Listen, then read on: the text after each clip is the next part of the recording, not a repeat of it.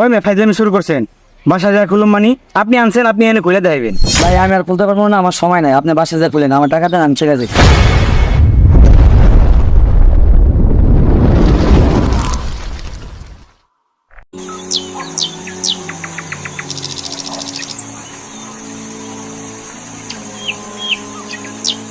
তিন রাস্তার মোড়ে তো আইসা বললাম, কারো তো দেখতেছি না। একটা ফোন দিয়া দেখি।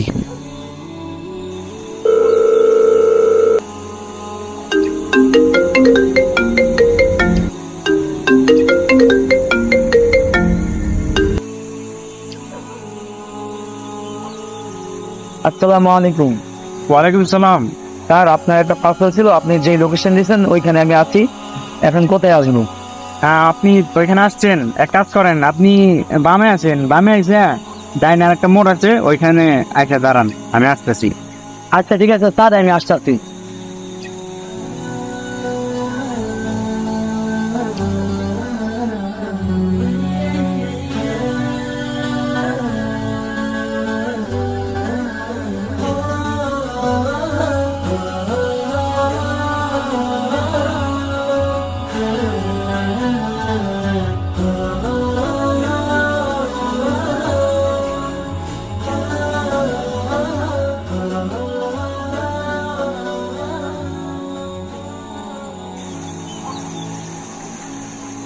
এই যে স্যার আপনার পার্সেলটা, আমার আরো পার্সেল আছে, ওইগুলা ডেলিভারি করতে হবে। পেমেন্টটা একটু তাড়াতাড়ি করে দিলে ভালো হইতো।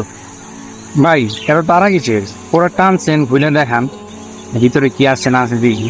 স্যার আপনি একটু কষ্ট করে বাসায় যায় একটু চেক করে নিন, আমার একটু তাড়া আছে তো। পেমেন্ট একটু তাড়াতাড়ি করে দেন, আমি একটু চলে যেতাম। না ভাই, আপনি এইখান থেকে খুলে দেখান, আবার বাসায় নিয়ে খুলে দেখার কি আছে। স্যার এগুলো খোলা তো আমাদের নিয়ম নাই, আমার পেমেন্টটা করে দেন, আমার তাড়াতাড়ি যাইতে দেবো। এটা কেমন কথা? আমি যদি দোকানে কিছু কিনতে যাই তাহলে আমার খুলে দেখাইবো না?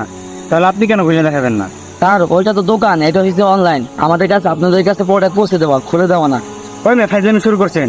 বাসা যা খুলুম মানি আপনি আনছেন, আপনি এনে খুলে দেবেন। এই যে স্যার নেন। আরে মেয়ে খুলেন, খুলে দেখান।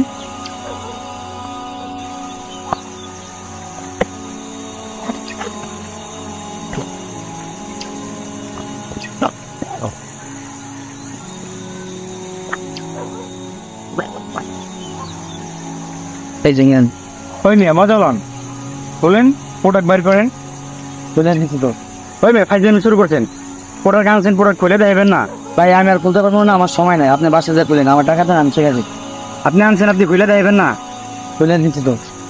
এটা খোলা কমে আর প্রোডাক্ট বের করেন, খাবের চিকা।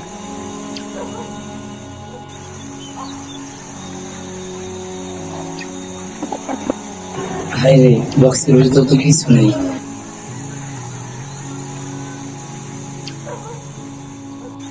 এই আপনার প্রোডাক্ট, আমি ফোন অনার কাছে ফোন করি, এদি ফোনের ব্যাক কভার। ফাইজলামি করেন মেয়ে। আসলে আমাদের এখানে কোনো হাত নাই, কোম্পানি আমাকে যেটা দিতে ওইটা আমি আপনাকে পৌঁছে দিচ্ছি। ফোন দে তোর কোম্পানিকে, তোর কোম্পানির লয় কথা কমি।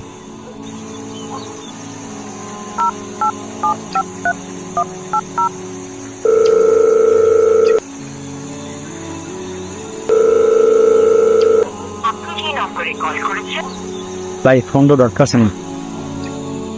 আমরা এই ভিডিও দ্বারা আপনাদেরকে এতটুকু বোঝানোর চেষ্টা করছি, আপনারা যদি কেউ অনলাইন থেকে প্রোডাক্ট কেনাবেচা করেন তাহলে অবশ্যই সতর্কতার সাথে কেনাবেচা করবেন। তাই বলে আমরা এটা বোঝাতে চাচ্ছি না যে প্রত্যেকটা প্ল্যাটফর্মই খারাপ, কিন্তু কিছু অসাধু ব্যবসায়ী আছে যারা মানুষকে এমনভাবে প্রতারণার ফাঁদে ফেলে মানুষের কাছ থেকে অর্থ হাতিয়ে নেন। আপনারা যদি অনলাইন থেকে কোনো প্রোডাক্ট আদান প্রদান করেন তাহলে অবশ্যই প্রোডাক্টটি বুঝে নিয়ে তারপর পেমেন্ট করবেন।